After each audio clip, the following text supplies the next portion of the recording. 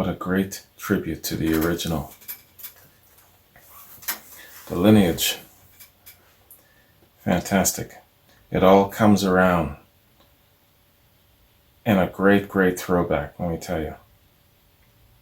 That was excellent, man. That was excellent. Must have really put a couple of nostalgic feels, especially to the audience members, those who have been around long enough to have seen the Allman Brothers back in their heyday, Derek and the Dominos, just watched these great bands evolve and come together, and now you're seeing the present, between the Derek Trucks band and some of the original members who were still around. Derek Trucks has passed on, but I believe it's who's still there? Jamoy's still there, and Dickie Betts is still alive, I believe. But I don't know if Dickie Betts is still considered a member. I believe that Dickie had parted. So I think officially Jamoy is still the only one. Damn, man. So that was great, man. That was excellent. Nostalgic buzz. So, man, let's do a little read. Why does love have to be so sad? Get a background, a little info on the song. And it's just album info again. So yeah, we'll read that. Okay. Why Does Love Have to Be So Sad? Appears on the album Layla and Other Assorted Love Songs. It's the sole studio album by English-American blues rock band Derek and the Dominos, released in November of 1970 as a double album. It's best known for its title track Layla and is often regarded as Eric Clapton's greatest musical achievements. The other band members were Bobby Whitlock on keyboards and vocals, Jim Gordon on drums, Carl Rattle on bass, Duane Allman played lead and slide guitar on 11 of the 14 songs. Initially regarded as a critical and commercial disappointment, it failed to chart in Britain and peaked at number 16 on the Billboard Top LPs chart in the US. It returned to the US albums chart again in 72, 74, and 77, and has since been certified platinum by the RIAA. The album finally debuted on the UK Albums Chart in 2011, peaking at number 68. In 2000, the album was inducted into the Grammy Hall of Fame. In 2003, television network VH1 named Layla and Other Assorted Love Songs the 89th greatest album of all time, and Rolling Stone ranked it number 117 on its list of the 500 greatest albums of all time. It was voted number 287 in the third edition of Colin Larkin's all-time top 1000 albums in 2000. And in 2012, the Super Deluxe edition of Layla won a Grammy Award for Best Surround Sound Album. Lots of accolades there. Background. Derek and the Dominos grew out of Eric Clapton's frustration with the hype associated with his previous bands, the supergroups Cream and Blind Faith. Following the latter's dissolution, he joined Delaney and Bonnie and Friends, whom he had come to know while they were the opening act on Blind Faith's US tour in the summer of '69. After that, the band also split up. A Friends alumnus, Bobby Whitlock, joined up with Clapton in Surrey, England. From April of 1970, the two spent weeks writing a number of songs just to have something to play, as Whitlock put it. These songs would later make up the bulk of the material on Layla and Other Assorted Love Songs. Having toured with Joe Cocker straight after leaving Delaney and Bonnie, Carl Rattle and Jim Gordon reunited with Clapton and Whitlock in England. Clapton attempted to avoid the limelight under cover of the anonymous Derek and the Dominos, with whom he played a tour of small clubs in Britain during the first 3 weeks in August. The group's name had reportedly resulted from a gaffe made by the announcer at their first concert, who mispronounced the band's provisional name, Eric and the Dynamos. In fact, Clapton chose Derek and the Dominos because he did not want his name and celebrity to get in the way of maintaining a band image. When the tour was over, they headed for Criteria Studios in Miami to record an album. Did that ruse work, by the way? I wonder. Duane Allman's arrival. Veteran producer Tom Dowd was working on the Allman Brothers' second album, Idlewild South, when the studio received a phone call that Clapton was bringing the Dominos to Miami to record. Upon hearing this, guitarist Duane Allman indicated that he would love to drop by and watch if Clapton approved. Allman later called Dowd to let him know that his band was in town to perform a benefit concert on the 26th of August. When Clapton learned of this, he insisted on going to see their show, saying, "You mean that guy who plays on the back of Wilson Pickett's Hey Jude? I want to see him play. Let's go." Stagehands seated Clapton and company in front of the barricade, separating the audience from the stage. When they sat down, Allman was playing a solo. As he turned around and opened his eyes and saw Clapton, he froze. Dickie Betts, the Allman's other lead guitarist, picked up where Allman left off, but when he followed Allman's eyes to Clapton, he had to turn his back to keep from freezing himself.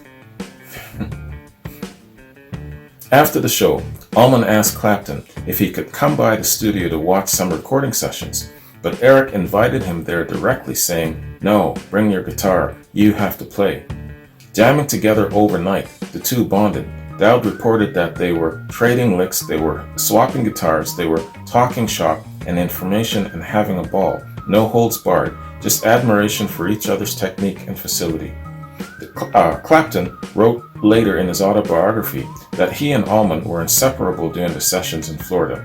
He talked about Allman as the musical brother I'd never had, but wish I did. Wow. Fantastic. Retrospective professional reviews. Since its initial reception, Layla has been acclaimed by critics and regarded as Clapton's greatest overall work.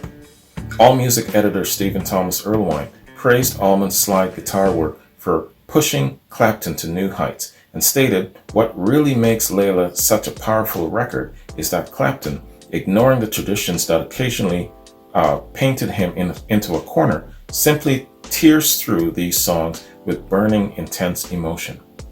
Andy Gill of The Independent complimented the album's blues standards and sensitive originals and noted Clapton's fiery affinity with Allman, whom Gill writes would ensure the epochal status of the album.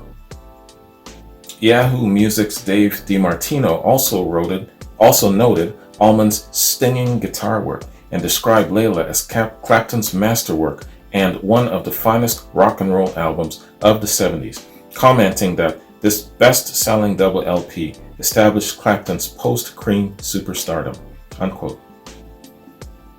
Wow, they have a lot to say here, man.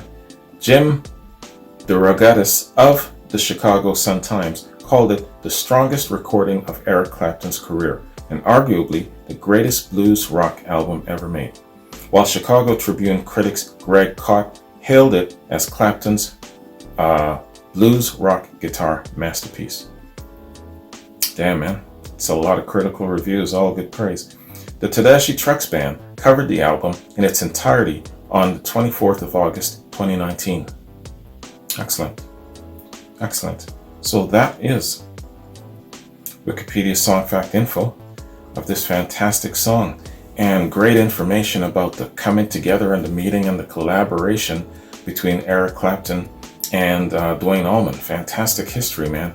A fantastic association between Derek and the Dominos and the Allman Brothers, and now bringing it into the present, the Derek Trucks Band. Just a great association, man. Fantastic.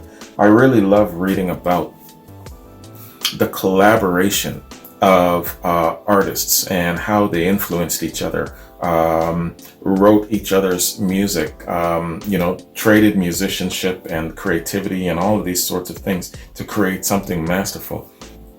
And the word supergroup is definitely fitting when you're describing some of the groups that Eric Clapton has been in, let me tell you.